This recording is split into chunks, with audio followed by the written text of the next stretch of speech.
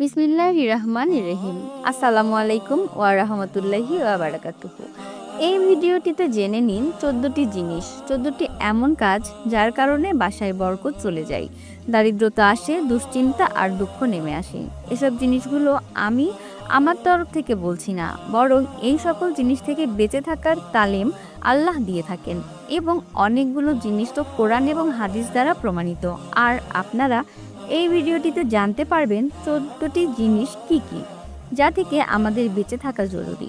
অনেক সময় মানুষ বরকতের অভাবের শিকার হয় এবং অনেক মানুষ বলে থাকেন যে আমরা তো অনেক কামাই করি, তবে হাতে টাকা থাকে না, বরকত নেই। জানি না কেমন কেমনভাবে খরচ হয়ে যায়, কিছুই বোঝা যায় না। আপনারা এই ভিডিওটিতে জানতে পারবেন ১৪টি জিনিস এবং এমন ৬টি জিনিসের কথা যার কারণে অসুস্থতা আসে এবং অনেক সময় মানুষের সব কিছু ঠিকঠাক থাকার পরেও অসুস্থ হয়ে পড়ে এবং এই জিনিসগুলো কোরআন এবং হাদিস দ্বারা প্রমাণিত, যা আমি আপনাদেরকে বলার চেষ্টা করব। আপনারা জানার চেষ্টা করবেন। ধন্যবাদ। ভিডিওটি সম্পূর্ণ দেখবেন, কোনো কিছু মিস করবেন না। ভিডিওটি শুরু করার আগে আসুন একটু প্রার্থনা করি। হে আল্লাহ, তুমি আমাদেরকে সব হালাল ধন সম্পদ ও রিজিক দান করো। যারা হালাল ধন সম্পদ এবং গায়েবী রিজিক পেতে চান, সকলেই ভিডিওটিতে একটি লাইক দিন, চ্যানেলটিকে সাবস্ক্রাইব করুন। ভিডিওটির কমেন্টে মাত্র ৩ বার আমিন লিখে উন্মুক্ত দোয়ায় শরিক হয়ে যান। তো প্রথমেই জেনে নিন সেই ৬টি জিনিস যার কারণে অসুস্থতা হয়। এই জিনিস থেকে বেঁচে থাকা জরুরি। নম্বর ১, সবচেয়ে প্রথমে দাঁড়ায় পানি পান করা। দাঁড়িয়ে পানি পান করলে হার্টের সমস্যা হয় এবং পানি ভালোভাবে হজম হয় না, তাই মানুষ অসুস্থ হয়ে পড়ে।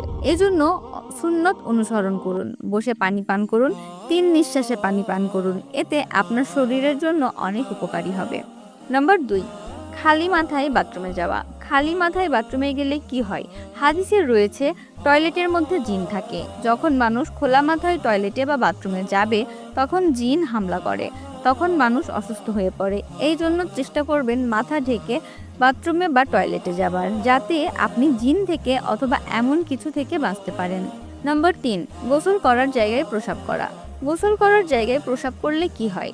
গোসল করার জায়গায় প্রস্রাব করলে মানুষের মনে সন্দেহ ঢুকে যায়। যখন মানুষ উজু বা গোসল করেই কিছু ছিটা পড়ে যায়, তখন তার মনে সন্দেহ জাগে, আমি নাপাক হয়ে গেলাম নাকি। এবং গোসল করার জায়গায় প্রস্রাব করলে ভুলেও যাওয়ার অসুখও হয়ে থাকে। এই জন্য গোসল করার জায়গায় প্রস্রাব করা থেকে বিরত থাকুন। নম্বর ৪, বাথরুমের কথা বলা। বাথরুম এমনিতেই শয়তান ও জিনের স্থান হয়ে থাকে।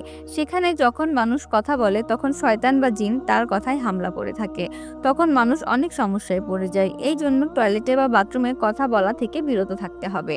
নম্বর ৫, মাগরিবের সময় ঘুমানো। মাগরিবের সময় ঘুমালে মানুষের মাথায় আসর পড়ে। হাদিসে আছে মাগরিব এবং এশার সময় ঘুমানো থেকে বিরত থাকুন, অর্থাৎ যতক্ষণ না আপনি এশার নামাজ পড়বেন ততক্ষণ ঘুমাবেন না। হাদিসে নিষেধ করা হয়েছে যে এশার আগে যেন কেউ না ঘুমায়, তাই আপনারা চেষ্টা করবেন এশার নামাজ পড়েই ঘুমাতে, মাগরিবের সময়ে ঘুমাবেন না। তবে হ্যাঁ, যদি অসুস্থতার কারণে এমনটি হয়ে থাকে তাহলে সেটা ভিন্ন বিষয়, তবে অভ্যাস বানিয়ে নেওয়া এটা একদমই ঠিক নয়। নম্বর ৬, হাত না ধুয়ে খাবার খাওয়া। হাত না ধুয়ে খাবার খেলে মানুষ অনেক সময় অসুস্থতায় ভুগে থাকেন। জানি না কোথায় কোথায় আমরা হাত ব্যবহার করেছি, কি কি ময়লা লেগেছে, তার মধ্যে এমন হাত না ধুয়ে যদি খাবার খাওয়া হয় তখন সেই খাবার আমাদের শরীরের ভেতরে গিয়ে নানান ধরনের অসুখের জন্ম দেয়।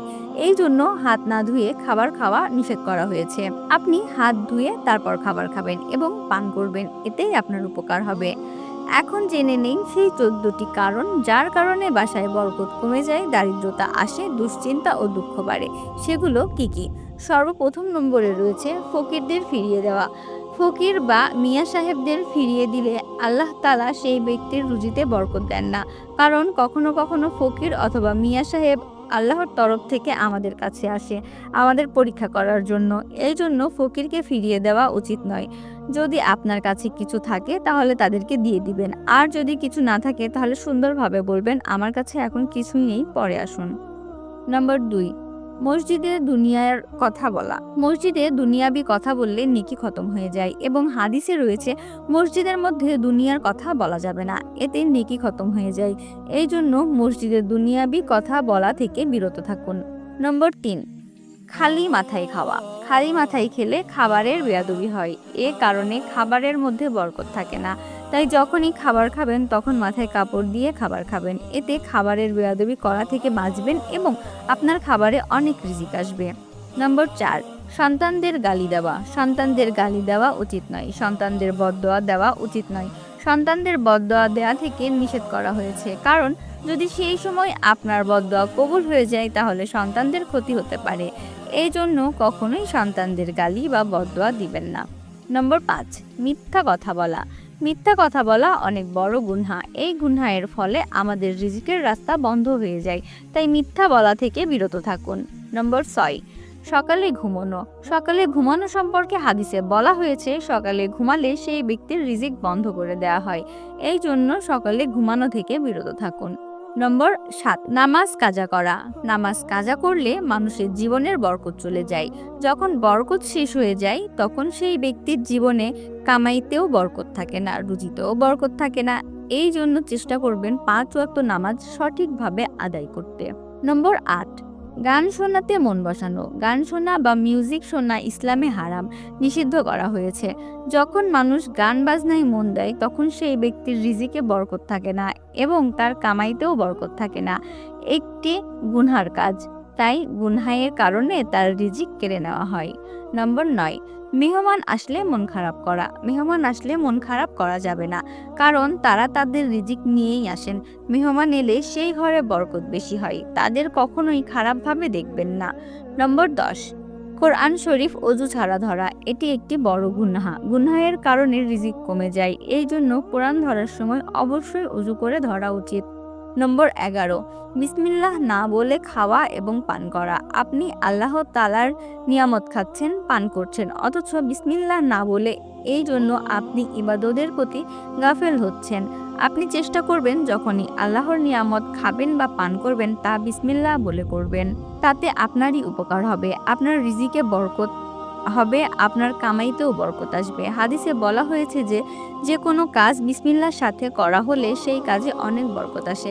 তাই খাবারের আগে বিসমিল্লাহ বলে খাবারে বরকত বৃদ্ধি পায়। নম্বর 12, ফরজ গোসল হওয়ার পরেও খাওয়া। আপনি জানেন আপনার ওপর গোসল ফরজ হয়েছে, আপনি নাপাক, তখন খাবার খাওয়া যাবে না, এতে রিজিক কমে যাবে। আপনি আগে পাক সাফ হয়ে নিন, তারপর খাবার খাবেন। এতে আপনার উপকার হবে এবং আপনার খাবারের মধ্যে বরকত আসবে। নম্বর 13, খাবারের পর থালা বাসন পরিষ্কার না করা। খাবার পর থালা বাসন পরিষ্কার করা জরুরি। হাদিসে বলা হয়েছে খাবারের পর যদি থালা বাসন পরিষ্কার করা হয় তখন সেই থালা বাসনের অবশিষ্ট খাবার ফেরেশতা নিয়ে নেন এবং মানুষের জন্য দোয়া করেন, হে আল্লাহ, এই ব্যক্তিকে সুস্থ রাখুন, এই ব্যক্তিকে বরকত দিন, রিজিক দিন, কারণ সে আমাকে নষ্ট হওয়া থেকে রক্ষা করেছে। নম্বর 14, ঝগড়া করা। যেখানে আত্মীয়দের সাথে মিলেমিশে থাকতে হয় সেখানে ঝগড়া করা বা মারামারি করলে সে ঘরে বরকত থাকে না। এই জন্য সুন্দরভাবে কথা বলুন, ঝগড়া থেকে বিরত থাকুন। হাদিসে বলা হয়েছে কেউ যদি কারোর সাথে ঝগড়া করে এবং 3 দিন পর্যন্ত তার সাথে কথা বন্ধ রাখে এবং সেই অবস্থায় যদি তার মৃত্যু হয় তাহলে সে জান্নাতে প্রবেশ করতে পারবে না, সে জাহান্নামে যাবে। এই জন্য কথা বলুন সুন্দর ভাষায়, সবকিছু ধৈর্যের সাথে সামলান, ঝগড়া করবেন না। তো বন্ধুরা, এই ছিল সেই 14টি জিনিস যার ফলে বরকত চলে যায়, দরিদ্রতা আসে, দুশ্চিন্তা আর দুঃখ বাড়ে। চেষ্টা করবেন এই জিনিসগুলো মনে রাখার এবং মন খারাপ কাজ থেকে নিজেকে বিরত রাখার। আল্লাহ তাআলা আমাদের সকলকে নেক পথে চলার তৌফিক দান করুন, গুনাহ থেকে রক্ষা করুন এবং 5 ওয়াক্ত নামাজ পড়ার তৌফিক দান করুন। আমিন। কমেন্ট বক্সে আমিন লিখে এই উন্মুক্ত দোয়ায় শরীক হয়ে থাকুন, কেননা কে জানে কখন কার দোয়া কবুল হয়ে যায়। ভিডিওটি ভালো লাগলে অবশ্যই লাইক, কমেন্ট, শেয়ার এবং সাবস্ক্রাইব করবেন। আপনাদের যদি কোনো প্রশ্ন থাকে আমাদেরকে কমেন্ট করে জানাবেন, আমরা চেষ্টা করব আপনাদের প্রশ্নের সঠিক উত্তর দেওয়ার জন্য। তাহলে দেখা হবে পরবর্তী ভিডিওতে। আল্লাহ হাফেজ।